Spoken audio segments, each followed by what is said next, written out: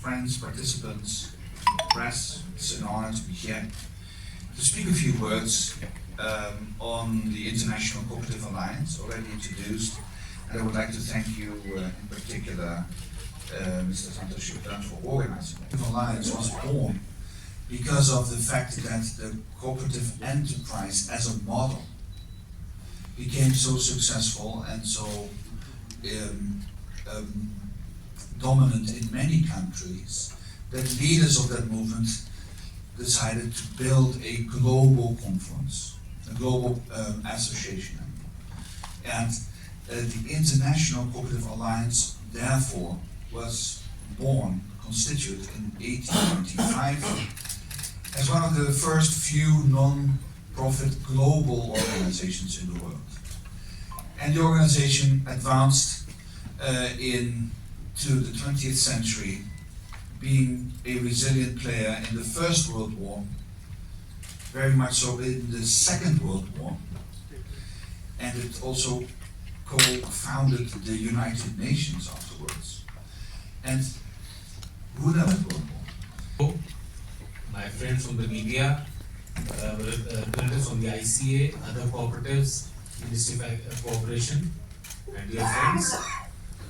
In fact, already Mr. Santosh Shukla and Mr. Douglas have already told you the agenda for the today's gathering. In fact, it is a proud moment for all of us that for the first time in the history of ICA, 130 years of history of ICA, that this General Assembly and the Global Cooperative Conference is being held in India. And at a very right moment that we are about to launch the International Year of Cooperatives. What better place than India, which boasts of nearly 1/4 of the cooperatives of the world, number-wise as well as members-wise. It's a big and proud moment for all of us. Ministry of Cooperation is actively involved with IFCO and other organizations holding this, organizing it, and we have had a review at the highest level to ensure that we have a seamless and a very beautiful conference for all of you. Mr. Douglas has already requested all of you to be there and ensure that the message goes far and wide to all, and to ensure that they attend and participate and speak their voice in the conference. It's a 5-6 day conference with 3 days of intense sessions, including 6 of the sessions which will be plenary and 30 odd sessions which will be spread in as breakaway sessions. As all of you are aware, Government of India has focused specifically, a lot of focus has come on to cooperation. A separate ministry has been formed, hiving it away from the Ministry of Agriculture, with the focus of developing cooperatives in a more, I would say, structured manner. And in 3 years, we've seen, I would say, total tectonic shift in the way we deal with cooperatives. The 54 initiatives of the ministry, spanning across all the entire spectrum of the issues related to cooperatives. I would say the biggest change which the ministry could bring about was the implementation of model bylaws in 100,000 primary agriculture credit societies across the country. They were primarily only dispensing credit and giving inputs. They have been now made free to do nearly 25 different activities, opening them to earn more, to become diverse and to become self-sufficient and to become the focus of economic activity in the villages. And that is where we are, our entire effort of computerization of packs, decentralized godown schemes across in the packs across the country, or setting up the 3 national cooperatives, including NCOL, NCL, and Bharat BBSSL, to ensure that all the gaps in the value chain are addressed, and India is rightly poised to launch itself, especially through the cooperative model, to deliver to the agri and allied goods to the world and ensure that the best price is paid to the farmer. We are aware that doubling the farmer's income is something which we have been working for since 2017-18, but it can happen in a very structured and I would say a definitive way if we can ensure that the price which is paid to the farmer is a substantial portion of the price which the consumer pays. In fact, if you see the Amul model, you'll be surprised to know that really 80-85% of the total price you pay as a consumer goes to the farmer.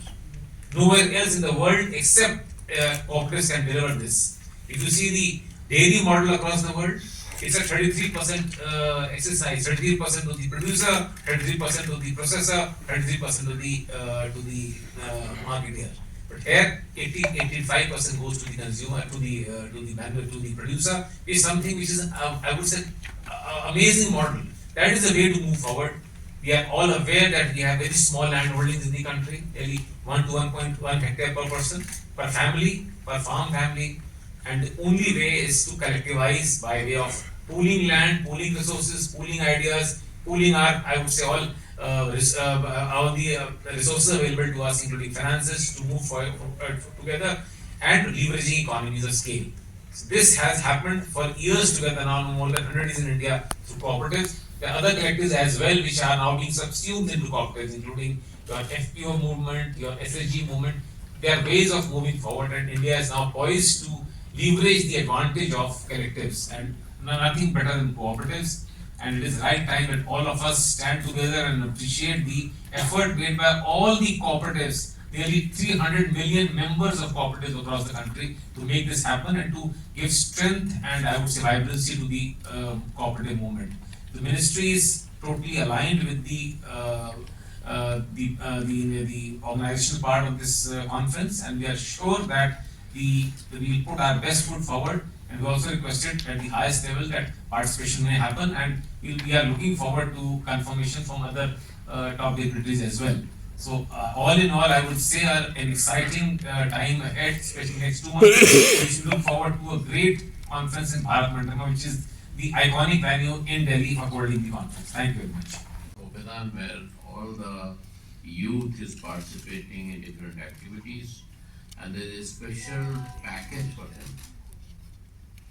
But as far as we are concerned, I mean, we Indian cooperatives, majority of large cooperative organizations are encouraging youth to participate.